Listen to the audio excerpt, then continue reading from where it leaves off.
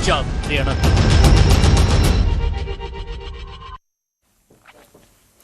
सत श्री अकाल, न्यूज़ 18 पंजाब हरियाणा देख रहे सारे दर्शकों का स्वागत है। मैं तुहाडे नाल गुरजोत संधू ता शुरुआत करदे बुलेटिन दी इस वेले दी वड्डी खबर तो। पंजाब दे विच वड्डी अतवादी साजिश नाकाम की गई है। हैंड ग्रेनेड दे सने 10 मुलजम गिरफ्तार किए गए हैं। अपने आप दे विच बेहद अहम ते वड्डी खबर है। दस्सी कि ISI दे नाल संबंधित ग्रेनेड मॉड्यूल दा हिस्सा सन सारे तां मलेशिया बैठे अतवादियों के लिंक दे विच सने मुलजम। दस्सी कि ग्रेनेड नूं चुक के अगे डिलीवर करन दा इन्हां नूं जिम्मा मिलिया सी तां किसी भीड़-भाड़ वाले थां ते ग्रेनेड अटैक दी फिराक दे विच सन। अपने आप दे विच बेहद अहम ते वड्डी खबर है क्योंकि जिथे एक पासे दिल्ली दे विच एक वड्डा बम धमाका होया और उस तो बाद हुण पंजाब दे विच वड्डी अतवादी साजिश नूं नाकाम किया गया है। एक वड्डी सफलता जरूर है पंजाब पुलिस की, पर अपने आप दे विच हैरानीजनक है और बहुत सारे सवाल इस दे नाल जुड़ के खड़े हुंदे ने कि आखिरकार किस तरीके और किवें इह सारा कुछ चल रहा सी। ਤਾਂ ਰਜਿੰਦਰ ਨੇ ਮੇਰੇ ਸਹਿਯੋਗੀ ਫੋਨ ਲਾਈਨ ਤੇ। ਰਜਿੰਦਰ, ਕੀ ਕੁਝ ਹੋਰ ਜਾਣਕਾਰੀ ਹੈ ਕਿਉਂਕਿ ਇੱਕ ਵੱਡਾ ਮੋਡਿਊਲ ਜਿਸ ਦਾ ਪਰਦਾਫਾਸ਼ ਹੋਇਆ? देखो बिल्कुल लुधियाना ਦੇ ਜਿਹੜਾ ਬਸਤੀ ਜੋਧੇਵਾਲ ਦੇ ਨਜ਼ਦੀਕ ਜਿਹੜੇ ਗ੍ਰੇਨੇਡ ਦੇ ਨਾਲ ਦੋ ਜਿਹੜੇ ਨੌਜਵਾਨ ਫੜੇ ਗਏ ਸੀ ਔਰ ਇਸੇ ਮਾਮਲੇ ਦੇ ਵਿੱਚ ਦੱਸਿਆ ਜਾ ਰਿਹਾ ਕਿ ਪੁਲਿਸ ਕਮਿਸ਼ਨਰ ਹੁਣ ਵੱਡਾ ਖੁਲਾਸਾ ਕਰ ਸਕਦੇ ਨੇ ਕਿਉਂਕਿ ਇਸ ਤੋਂ ਪਹਿਲਾਂ DGP ਪੰਜਾਬ ਵੱਲੋਂ ਵੀ ਜਿਹੜਾ ਟਵੀਟ ਹੈ ਉਹ ਕੀਤਾ ਗਿਆ। ਤਾਂ 2:30 ਵਜੇ ਦੇ ਕਰੀਬ ਜਿਹੜੀ ਪ੍ਰੈਸ ਕਾਨਫਰੰਸ ਰੱਖੀ ਗਈ ਹੈ ਔਰ ਦੱਸਿਆ ਜਾ ਰਿਹਾ ਕਿ 10 ਦੇ ਕਰੀਬ ਜਿਹੜੇ ਕੁਝ ਸ਼ੱਕੀ ਵਿਅਕਤੀ ਨੇ ਉਹਨਾਂ ਨੂੰ ਹਿਰਾਸਤ ਦੇ ਵਿੱਚ ਲਿਆ ਗਿਆ। ਹਾਲਾਂਕਿ ਹੁਣ ਇਸ ਪ੍ਰੈਸ ਕਾਨਫਰੰਸ ਤੋਂ ਬਾਅਦ ਕੀ ਜਾਣਕਾਰੀ ਜਿਹੜੀ ਹੈ ਸਾਹਮਣੇ ਆਉਂਦੀ ਹੈ, ਕਿਸ ਤਰੀਕੇ ਦੇ ਨਾਲ ਪੁਲਿਸ ਕਮਿਸ਼ਨਰ ਇਸ ਦੇ ਵਿੱਚ ਖੁਲਾਸਾ ਕਰਦੇ ਨੇ, ਇਹ ਥੋੜੀ ਹੀ ਦੇਰ ਦੇ ਵਿੱਚ ਸਾਹਮਣੇ ਆ ਜਾਵੇਗਾ। ਪਰ ਇਹ ਕਿਹਾ ਜਾ ਸਕਦਾ ਗ੍ਰੇਨੇਡ ਮਾਮਲੇ ਦੇ ਵਿੱਚ ਜਿਹੜੀ ਹੈ ਵੱਡੀ ਕਾਰਵਾਈ ਪੁਲਿਸ ਵੱਲੋਂ ਇਸ ਮਾਮਲੇ ਦੇ ਵਿੱਚ ਵੱਡੇ ਜਿਹੜੇ ਖੁਲਾਸੇ ਆ ਉਹ ਜ਼ਰੂਰ ਕੀਤੇ ਜਾ ਸਕਦੇ ਨੇ। ਜੀ ठीक है, बहुत बहुत शुक्रिया रजिंदर तमाम जानकारी लिए। फिलहाल तो AISI दे नाल संबंधित सीधे तौर पर ग्रेनेड मॉड्यूल जिसका पर्दाफाश हुंदा हुण नजर आ रहा है। वड्डी अतवादी साजिश नाकाम हुई है और किवें विदेशों दे विच बैठे अतवादियों दे नाल लिंक जिहड़े ने वो हुण सारे खुलासे होणगे।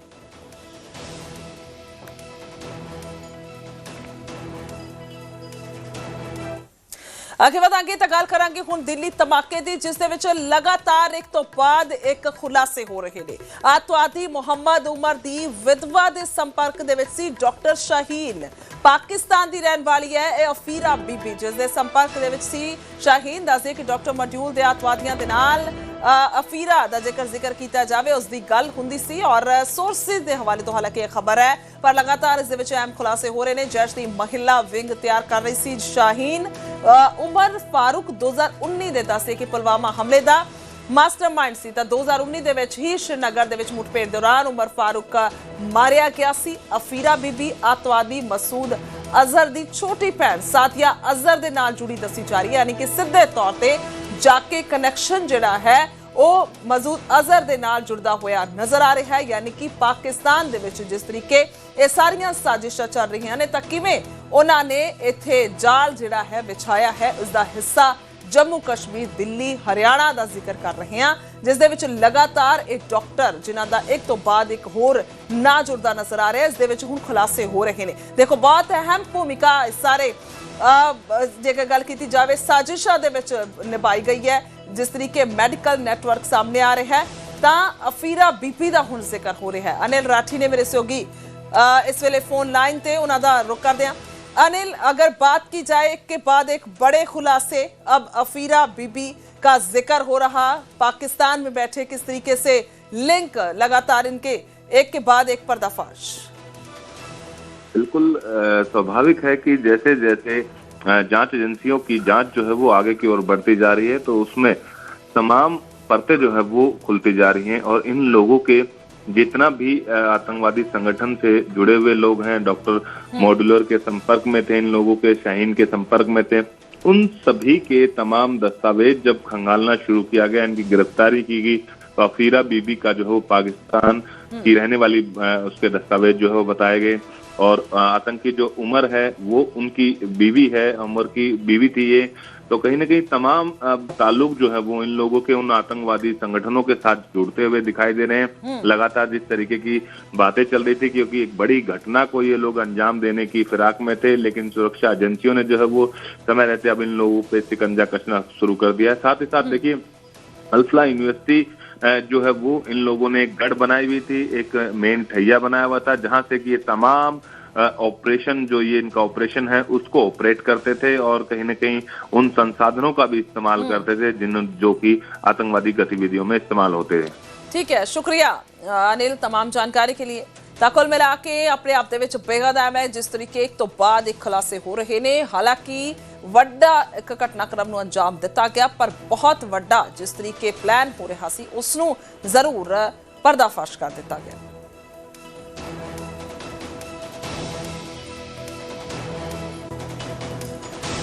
ਤਾਂ ਦਿੱਲੀ ਅੱਤਵਾਦੀ ਹਮਲਾ ਇਸ ਤੇ ਜੰਮੂ ਦੇ ਸੀਐਮ ਉਮਰ ਅਬਦੁੱਲਾ ਦਾ ਵੱਡਾ ਬਿਆਨ ਆਇਆ ਹੈ ਜੋ ਆਪਣੇ ਆਪ ਦੇ ਵਿੱਚ ਬੇਹੱਦ ਮਾਇਨੇ ਰੱਖਦਾ ਹੈ। जम्मू कश्मीर का उन्होंने कहा है कि हर वसनीक अतवादी नहीं है। जम्मू के सारे लोग अतवादियों का साथ नहीं देंगे। कुछ शरारती लोग ने जो माहौल बिगाड़न की कोशिश करते हैं।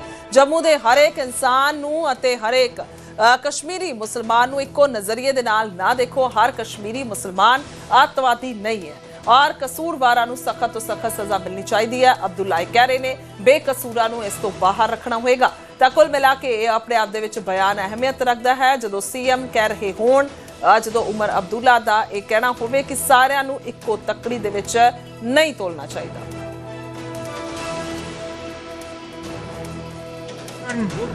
जो है वो होता रहेगा लेकिन एक चीज का हमें ख्याल रखना होगा, जम्मू कश्मीर का हर बाशिंदा आतंकवादी नहीं है। जम्मू कश्मीर का हर बाशिंदा आतंकवादियों के साथ भी नहीं है। ये चंद लोग हैं जिन्होंने हमेशा यहाँ अमन और भाईचारे को बिगाड़ने की कोशिश की है।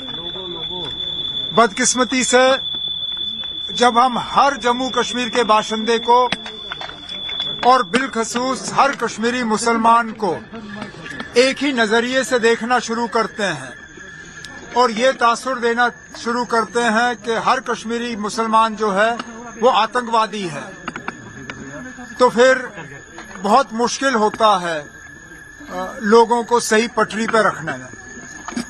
मैं तो मान के चलता हूं कि जो लोग इस हादसे के लिए कसूरवार हैं उन्हें पकड़ के सख्त से सख्त सजा मिलनी चाहिए, लेकिन जो बेगुनाह लोग हैं उन्हें इससे बाहर रखना होगा।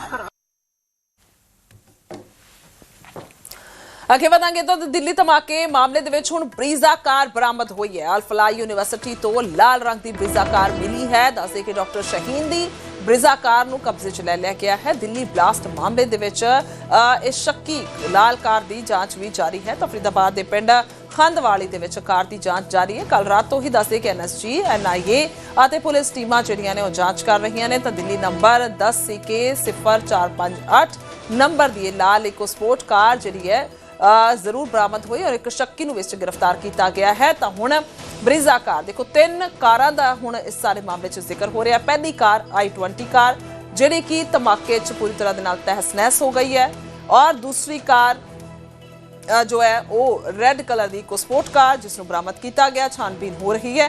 तीजी कार का जिक्र हो रहा है, ब्रीजा कार इसनों भी बरामद कर लिया गया।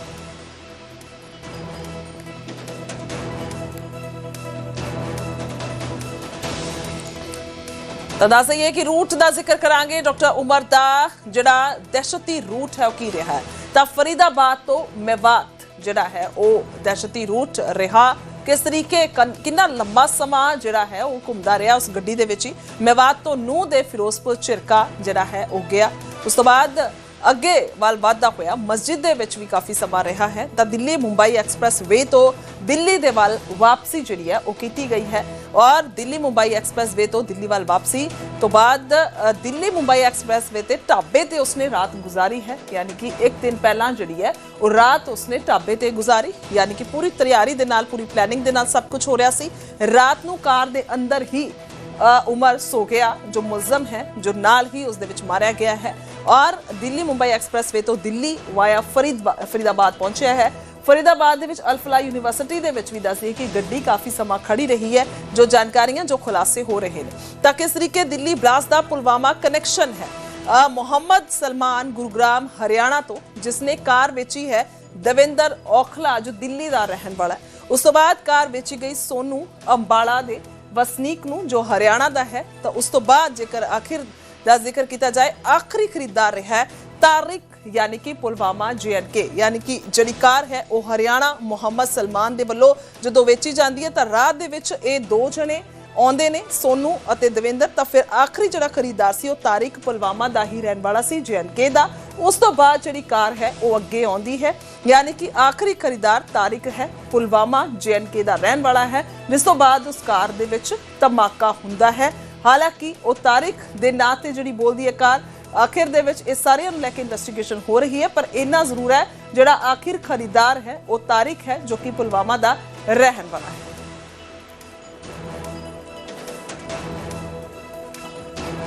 ਤਾਂ ਦਿੱਲੀ ਧਮਾਕੇ ਤੋਂ ਬਾਅਦ ਕਾਰ ਅੱਗੇ ਵੇਚਣ ਵਾਲੇ ਲੋਕ ਜਿਹੜੇ ਨੇ ਉਹ ਬੇहद ਹੀ ਸਹਿਮੇ ਹੋਏ ਨੇ ਕਿਉਂਕਿ ਮਾਮਲਾ ਬੇहद ਸੰਜੀਦਾ ਹੈ। ਬਲਾਸਟ ਨੂੰ ਜਿਸ ਕਾਰ ਦੇ ਵਿੱਚ ਅੰਜਾਮ ਦਿੱਤਾ ਗਿਆ ਉਹ ਸੈਕੰਡ ਹੈਂਡ ਸੀ।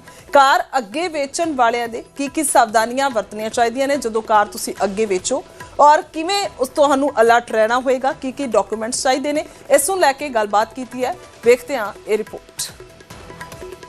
ਦਿੱਲੀ ਬਲਾਸਟ ਵਿੱਚ ਇਸਤੇਮਾਲ ਹੋਈ ਕਾਰ ਹਜੇ ਤੱਕ ਸੁਰੱਖਿਆ ਏਜੰਸੀਆਂ ਦੇ ਲਈ ਪਹੇਲੀ ਬਣੀ ਹੋਈ ਹੈ ਕਿਉਂਕਿ ਕਾਰ ਦਾ ਅਸਲ ਮਾਲਿਕ ਹੀ ਹੋਰ ਹੈ। ਅੱਗੇ ਦੀ ਅੱਗੇ ਕਾਰ ਸੇਲ ਕੀਤੀ ਗਈ ਹੈ ਪਰ ਜੇਕਰ ਤੁਸੀਂ ਆਪਦੀ ਕਾਰ ਸੇਲ ਕਰਨਾ ਚਾਹੁੰਦੇ ਹੋ ਤਾਂ ਕਿੰਨਾ ਗੱਲਾਂ ਦਾ ਧਿਆਨ ਰੱਖਣਾ ਚਾਹੀਦਾ ਹੈ। ਮੇਰੇ ਨਾਲ ਇਸ ਚੀਜ਼ ਦੇ ਐਕਸਪਰਟ ਮਨਦੀਪ ਜੋਸ਼ੀ ਨੇ। ਜੋਸ਼ੀ ਸਾਹਿਬ, ਦਿੱਲੀ ਵਾਲਾ ਕਾਂਡ ਤੁਸੀਂ ਦੇਖਿਆ, ਮਾਲਕ ਕੋਈ ਹੋਰ ਤੇ ਅੱਗੇ ਦੀ ਅੱਗੇ ਗੱਡੀ ਸੇਲ ਹੋ ਗਈ ਜਿਹਦੇ ਨਾਲ ਬਲਾਸਟ ਹੋ ਗਿਆ। ਕਿੰਨਾ ਗੱਲਾਂ ਧਿਆਨ ਰੱਖੇ ਬੰਦਾ ਜਿਹਨੇ ਕਾਰ ਸੇਲ ਕਰਨੀ ਹੈ? ਸੇਲ ਕਰਨ ਵੇਲੇ ਜੀ ਬੰਦੇ ਨੂੰ ਘੱਟੋ ਘੱਟ ਇਹ ਪਤਾ ਹੋਣਾ ਚਾਹੀਦਾ ਵੀ ਅਸਲੀ ਗੱਡੀ ਦਾ ਮਾਲਕ ਕੌਣ ਬਣਨ ਜਾ ਰਿਹਾ। ਉਸ ਨੂੰ ਡਾਕੂਮੈਂਟੇਸ਼ਨ ਕਰਨੀ ਪ੍ਰੋਪਰ ਧਿਆਨ ਦੇਣਾ ਚਾਹੀਦਾ ਜੀ। ਪੂਰੇ ਐਫੀਡੇਵਿਟ ਵਗੈਰਾ ਰਿਕਾਰਡ, ਆਧਾਰ ਕਾਰਡ ਉਹਦਾ ਆਪਣੇ ਕੋਲੇ ਰਿਕਾਰਡ ਰੱਖਣਾ ਚਾਹੀਦਾ ਔਰ ਜੋ ਖਰੀਦਣ ਵਾਲਾ ਉਹਨੂੰ ਵੀ 1 ਮਹੀਨੇ ਦਾ ਟਾਈਮ ਦੇਣਾ ਚਾਹੀਦਾ ਵੀ ਤੂੰ ਆਪਣੀ ਗੱਡੀ ਨਾਮ ਕਰਾ। ਕਿਹੜੇ ਦਸਤਾਵੇਜ਼ ਨੇ ਜੇ ਤੁਸੀਂ ਫਾਈਲ ਦਿਖਾ ਸਕੋ, ਕਿਹੜੇ ਦਸਤਾਵੇਜ਼ ਲੱਗਦੇ ਨੇ ਤੇ ਸਕੈਮ ਕਿੱਥੇ ਹੁੰਦਾ ਹੈ, ਘਪਲਾ ਕਿੱਥੇ ਹੁੰਦਾ ਅਸਲ ਦੇ ਵਿੱਚ? ਸਰ 2 ਤਰ੍ਹਾਂ ਦੇ ਪ੍ਰੋਗਰਾਮ ਹੈ। ਜਿਵੇਂ ਪੰਜਾਬ ਦੀ ਗੱਡੀ ਪੰਜਾਬ 'ਚ ਨਾ ਕਰਾਉਣੀ ਉਹ ਸੌਖੀ ਤੇ ਈਜ਼ੀ ਹੋ ਜਾਂਦੀ ਹੈ। ਜਿਹੜੀ ਪੰਜਾਬ ਤੋਂ ਬਾਹਰੋਂ ਜਿਹੜੀ ਵੀ ਕੋਈ ਵੀ ਕਿਸੇ ਵੀ ਸਟੇਟ ਤੋਂ ਗੱਡੀ ਆਉਂਦੀ ਆ ਉਸ ਦਾ ਥੋੜਾ ਜਿਹਾ ਪੈਟਰਨ ਔਖਾ ਤੇ ਸੌਖਾ ਨਹੀਂ ਹੈਗਾ, ਵੀ ਔਖਾ ਹੈ। ਉਸ ਦੇ ਨਾਲ ਜੀ 29 ਨੰਬਰ ਫਾਰਮ, 29 ਨੰਬਰ ਫਾਰਮ ਤੇ ਸਾਈਨ ਜੀ, 30 ਨੰਬਰ ਤੇ ਫਾਰਮ ਤੇ ਸਾਈਨ, ਸੇਲ ਦਾ ਲੈਟਰ, ਐਫੀਡੇਵਿਟ ਦੋਨੇ ਪਾਰਟੀਆਂ ਦੇ ਜੀ ਔਰ ਦੋਨਾਂ ਪਾਰਟੀਆਂ ਦੇ ਆਧਾਰ ਕਾਰਡ, ਬੀਮਾ ਤੇ ਪ੍ਰਦੂਸ਼ਣ ਔਰ ਸਭ ਤੋਂ ਵਧੀਆ ਚੀਜ਼ ਹੈ ਜੀ ਜਿਹੜੀ ਇਹ ਤੇ ਜ਼ਰੂਰੀ ਚੀਜ਼ ਲੱਗਣੀ ਹੈ ਕ੍ਰਾਈਮ ਰਿਪੋਰਟ ਜੀ, ਜਿਹਦੇ ਵਿੱਚ ਇਹ ਮੈਂਸ਼ਨ ਹੁੰਦਾ ਹੈ ਵੀ ਇਸ ਗੱਡੀ ਤੇ ਕੋਈ FIR ਲੁੱਟ ਖੋਹ ਜਾਂ ਕੋਈ ਵੀ ਅਪਰਾਧਿਕ ਮਾਮਲਾ ਨਹੀਂ ਦਰਜ। ਇਹ ਜ਼ਰੂਰੀ ਹੈ ਜੀ ਜੋ ਇਹ ਗੱਡੀ ਦੇ ਨਾਲ ਲੱਗਦੀ ਹੈ ਟਰਾਂਸਫਰ ਕਰਾਉਣ ਸਮੇਂ। ਅੱਛਾ, ਕਿਵੇਂ ਗੱਡੀ ਆਇਡੈਂਟੀਫਾਈ ਹੁੰਦੀ ਹੈ ਕਿ ਇਸੇ ਗੱਡੀ ਦੇ ਪੇਪਰ ਨੇ, ਕਿਵੇਂ ਇਹਨੂੰ ਟਰੇਸ ਕਿਵੇਂ ਕਰਾਂਗੇ? ਇਹ ਗੱਡੀ ਦੀ ਪਹਿਲਾਂ ਪ੍ਰੋਵੀਜ਼ਨਲ RC ਚੈੱਕ ਕੀਤੀ ਜਾਂਦੀ ਹੈ ਜੀ, ਫਿਰ ਇਹਦਾ ਦਫ਼ਤਰੀ ਰਿਕਾਰਡ ਪਤਾ ਕਰੋ ਔਰ ਤੀਸਰੀ ਚੀਜ਼ ਇਹਦੇ ਗੱਡੀ ਦੇ ਵਿੱਚ ਹੀ ਇੰਜਨ ਨੰਬਰ ਤੇ ਚੈਸੀ ਨੰਬਰ ਜੋ ਵਿੱਚ ਅਟੈਚ ਹੁੰਦੇ ਨੇ ਉਸ ਨੂੰ ਵੈਰੀਫਾਈ ਕਰਕੇ ਟਰੇਸ ਕਰਕੇ ਲਗਾਏ ਜਾਣ। ਉਹ ਪਤਾ ਲੱਗ ਜਾਂਦਾ ਵੀ ਇਹ ਅਸਲ ਗੱਡੀ ਇਹੀ ਹੈ ਜੋ ਸਾਨੂੰ ਸੇਲ ਕੀਤੀ ਹੋਈ ਹੈ। ਅੱਛਾ, ਜੇ ਆਮ ਬੰਦੇ ਨੇ ਖੁਦ ਚੈੱਕ ਕਰਨਾ ਹੋਵੇ, RC ਦੇ ਨਾਲ ਮਿਲਾਨ ਕਰਨਾ ਹੋਵੇ ਚੈਸੀ ਨੰਬਰ ਦਾ ਤੇ ਇੰਜਨ ਨੰਬਰ ਦਾ, ਕੀ ਵਿਧੀ ਹੈ, ਕਿਸ ਤਰੀਕੇ ਨਾਲ ਦੇਖ ਸਕਦੇ, ਕਿੱਥੇ ਲਿਖਿਆ ਹੁੰਦਾ ਹੈਗਾ? ਗੱਡੀਆਂ ਜੀ ਜਿਵੇਂ ਕੰਪਨੀਆਂ ਬਦਲਦੀਆਂ ਉਵੇਂ ਮਾਡਲਾਂ ਦੇ ਗੱਡੀਆਂ ਦੀਆਂ ਚੈਸੀਆਂ ਵੀ ਅਲੱਗ-ਅਲੱਗ ਥਾਵਾਂ ਤੇ ਲਾਈਆਂ ਜਾਂਦੀਆਂ। ਪੁਰਾਣੀਆਂ ਗੱਡੀਆਂ ਦੀਆਂ ਚੈਸੀਆਂ ਇੰਜਨ ਨੰਬਰ ਜੋ ਬੋਰਨਟ ਖੋਲਣ ਤੋਂ ਬਾਹਰ ਲੱਗੀ ਹੁੰਦੀ ਹੈ ਜੀ। ਤੇ ਜਿਵੇਂ ਕਿ ਆ ਆਪਣੇ ਕੋਲੇ ਕਰੋਲਾ ਗੱਡੀ ਖੜੀ ਹੈ, ਇਸ ਦਾ ਸੀਟ ਦੇ ਥੱਲੇ ਤੇ ਔਰ ਬਾਰੀ ਖੋਲਣ ਦੇ ਨਾਲ ਚੈਸੀ ਤੇ ਇੰਜਨ ਨੰਬਰ ਦਾ ਮੈਂਸ਼ਨ ਹੁੰਦਾ ਜੀ। ਇੱਕ ਵਾਰ ਦਰਸ਼ਕਾਂ ਨੂੰ ਸਮਝਾ ਦਿਓ ਕਿ ਕਿਸ ਜਗ੍ਹਾ ਦੇ ਉੱਪਰ ਜੇ ਆ ਗੱਡੀ ਨੂੰ ਆਪਾਂ ਚੈੱਕ ਕਰੀਏ ਤਾਂ ਮਨਦੀਪ ਕਿਸ ਜਗ੍ਹਾ ਦੇ ਉੱਪਰ ਇਹਦਾ ਚੈਸੀ ਨੰਬਰ ਲਿਖਿਆ ਹੁੰਦਾ ਹੈ, ਦਿਖਾਉਣ ਦੀ ਕੋਸ਼ਿਸ਼ ਕਰੋ ਇਸ ਤਰੀਕੇ ਦੇ ਨਾਲ। ਆਹ ਦੇਖੋ ਜੀ, ਇਸ ਕਰੋਲਾ ਜਿਹੜੇ ਮਾਡਲ ਦੇ ਵਿੱਚ ਆਹ ਮਾਡਲ 'ਚ ਗੱਡੀ ਆਉਂਦੀ ਹੈ ਉਸ ਦੇ ਚੈਸੀ ਨੰਬਰ ਤੇ ਇੰਜਨ ਨੰਬਰ ਦਾ ਨੰਬਰ ਇੱਥੇ ਮੈਂਸ਼ਨ ਕੀਤਾ ਹੋਇਆ। ਇਸ ਨਾਲ ਇਹ ਮਾਰਕਾ ਵੀ ਦੱਸਿਆ ਹੋਇਆ ਵੀ ਇਹ ਕਿਹੜੀ ਕੰਪਨੀ ਦੀ ਗੱਡੀ ਹੈ। ਔਰ ਇਸ ਤੋਂ ਇਲਾਵਾ ਇਸ ਜਗ੍ਹਾ ਤੇ ਵੀ ਗੱਡੀ ਦੇ ਸੀਟ ਦੇ ਨੀਚੇ ਉਸ ਤੇ ਚੈਸੀ ਦਾ ਮਾਰਕਾ ਹੁੰਦਾ ਜੀ। ਅੱਛਾ, ਹੋਰ ਗੱਡੀਆਂ ਦਾ ਕੀ ਫਰਕ ਹੁੰਦਾ ਹੈ? ਦੂਸਰੀਆਂ ਗੱਡੀਆਂ ਦੀ ਗੱਲ ਕਰਦੇ ਹੋ ਤੁਸੀਂ? ਦੂਸਰੀਆਂ ਗੱਡੀਆਂ ਦੇ ਜਿਹੜੀਆਂ ਪੁਰਾਣੀਆਂ ਗੱਡੀਆਂ ਕਹਿ ਸਕਦੇ ਹਾਂ, ਜਿਹੜੀਆਂ ਦਿੱਲੀ ਤੋਂ ਜ਼ਿਆਦਾਤਰ ਆ ਰਹੀਆਂ ਮਾਡਲ ਦੇ ਹਿਸਾਬ ਨਾਲ ਵੈਲਿਊ ਪਾਈ ਜਾਂਦੀ ਹੈ, ਉਹ ਸਵਿਫਟ ਗੱਡੀ ਹੈ ਜੀ। ਸਵਿਫਟ ਗੱਡੀ ਦਾ ਇਸ ਜਗ੍ਹਾ ਤੇ engine number chassis number note ਹੁੰਦਾ ਜੀ। ਔਰ ਇਸ ਤੋਂ ਇਲਾਵਾ ਹੋਂਡਾ ਸਿਟੀ ਗੱਡੀ ਦੇ ਇਸ ਜਗ੍ਹਾ ਤੇ ਚੈਸੀ ਟਰੇਸ ਕੀਤੀ ਜਾਂਦੀ ਹੈ ਜੀ, ਨੀਚੇ ਵਾਲੇ ਪਾਸੇ ਜੀ। ਵੈਗਨਰ ਗੱਡੀ ਦੇ ਇੱਥੇ ਪਲੇਟ ਲੱਗੀ ਹੁੰਦੀ ਹੈ ਜੀ, ਉਸ ਤੇ ਇੰਜਨ ਨੰਬਰ ਤੇ ਚੈਸੀ ਨੰਬਰ ਤੇ ਕੰਪਨੀ ਦਾ ਨਾਮ ਲਿਖਿਆ ਹੁੰਦਾ ਵੀ ਕਿਹੜੀ ਕੰਪਨੀ ਦੀ ਗੱਡੀ ਬਣਾਈ ਹੈ। ਅੱਛਾ, ਇਹ ਵੀ ਟੈਂਪਰ ਹੋ ਜਾਂਦਾ ਹੈ ਕਿ ਆ ਫੱਟੀ ਹੋਰ ਲਾ ਦੇਣ, ਉਹ ਪਲੇਟ ਹੀ ਹੋਰ ਲਾ ਦੇਣ, ਇਹ ਪੋਸੀਬਿਲਿਟੀ ਕਿੰਨੀ ਹੁੰਦੀ ਹੈ? ਇਹ ਜੀ ਜ਼ਿਆਦਾਤਰ ਜਿਹੜੀਆਂ ਐਕਸੀਡੈਂਟਡ ਗੱਡੀਆਂ ਦਿੱਲੀ ਤੋਂ ਆਉਂਦੀਆਂ ਜੀ ਉਹਨਾਂ ਦਾ ਇੱਥੇ ਚੇਂਜ ਕੀਤਾ ਜਾਂਦਾ ਜੀ ਬੋਟਲ, ਉਹਨਾਂ ਤੇ ਖਰਾਦ ਖਰੂਦ ਕਰ ਵਗੈਰਾ ਇਸ ਤਰ੍ਹਾਂ ਦਾ ਕਰਕੇ ਉਹ ਗਲਤ ਕੰਮ ਹੈ ਜੋ ਕਿ ਜਿਸ ਤੋਂ ਪਤਾ ਹੀ ਨਹੀਂ ਲੱਗਦਾ ਵੀ ਗੱਡੀ ਕਿਹਦੀ ਹੈ, ਇੰਜਨ ਨੰਬਰ ਕਿਹਦਾ ਹੈ, ਉਹ ਬਦਲਿਆ ਜਾਂਦਾ।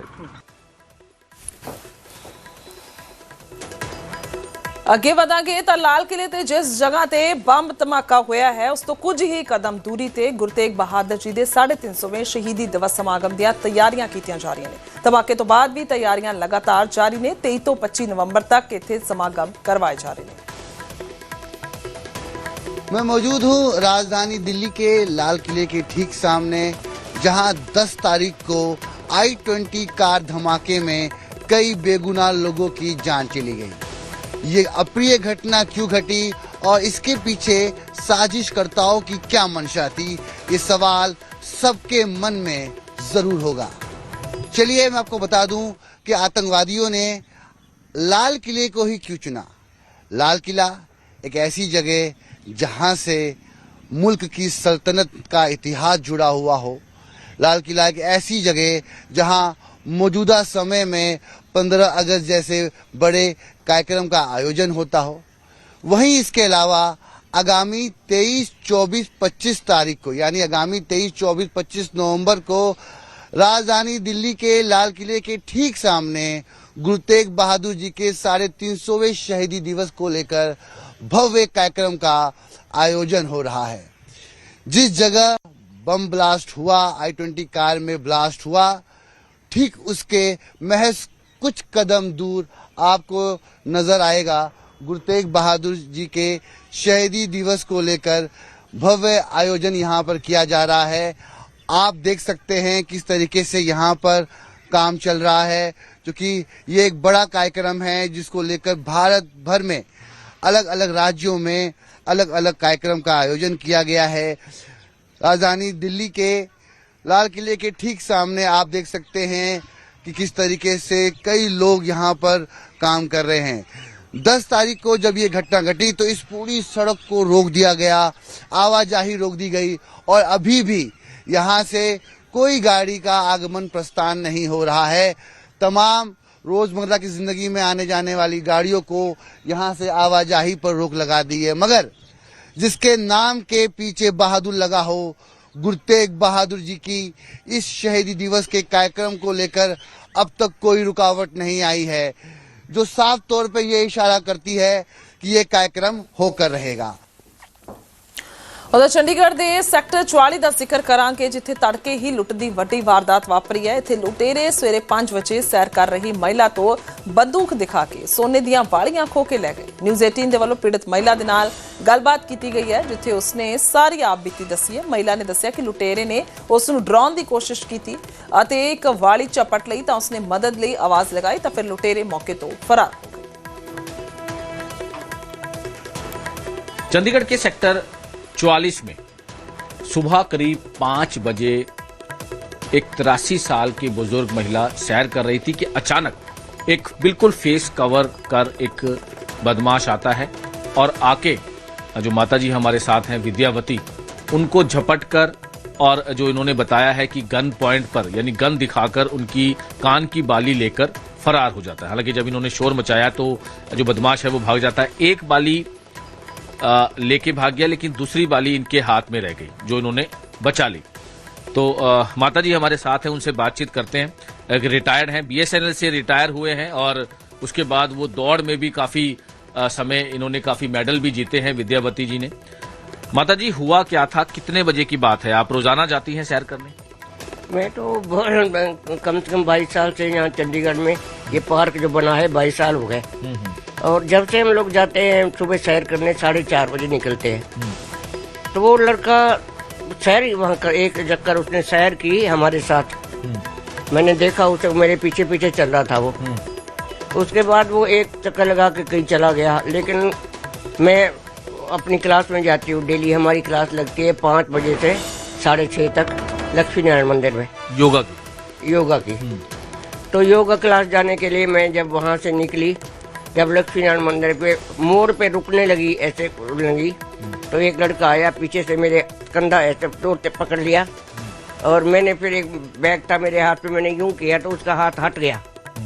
फिर उसने दूसरे हाथ से पिस्तौल निकाल ली, मेरे यहाँ लगा के पिस्तौल मैंने देखी, यूं करके पिस्तौल देखी मैंने, उसने यूं ये हाथ करके मेरी कान की बाली खींच ली।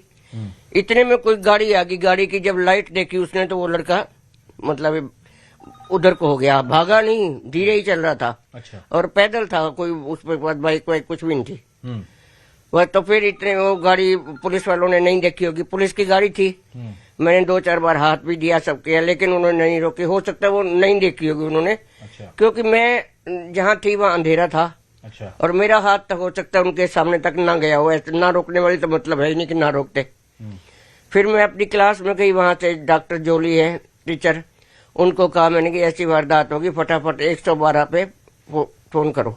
अच्छा। उन्होंने 112 पे फोन किया।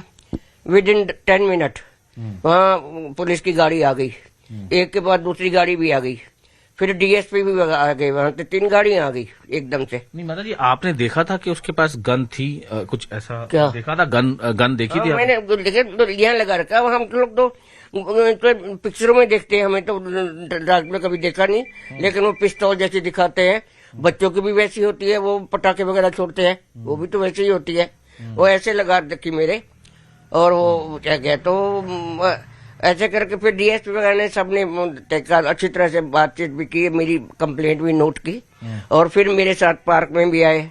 उन्होंने मुझे बताया, मैंने उसे यहाँ था वो एक ही लड़का था माता जी या एक ही लड़का अकेला था? एक ही लड़का था।